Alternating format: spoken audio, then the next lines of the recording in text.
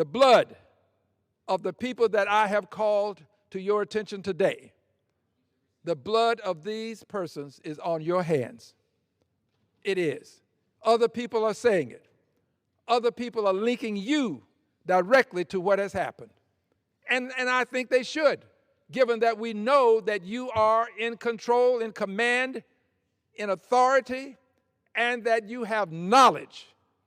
You're not like a typical president who leaves things to others to do and to decisions to be made.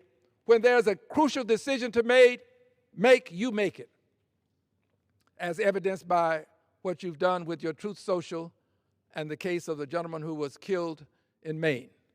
You made the crucial decision as to how the officers will behave when they encounter the opportunity to observe, make an arrest at a later time as opposed to rush in with guns blazing.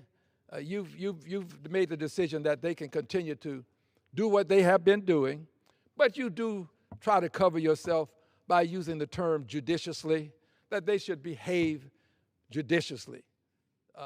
Well, that's only to cover. We understand what's going on, Mr. President. And so it seems to me that it would not be unreasonable for a person, a reasonable and prudent person, to conclude that there may be a cover-up in this case, and if there is a conviction in the federal court, there will be a cleanup.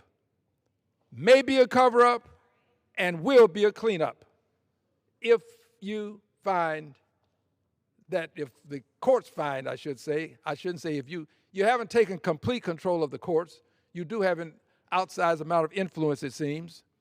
But if the courts find that there is a federal crime, I'm saying here and now, without question, reservation, or hesitation, I believe that you, Mr. President, will pardon the persons who've taken these lives.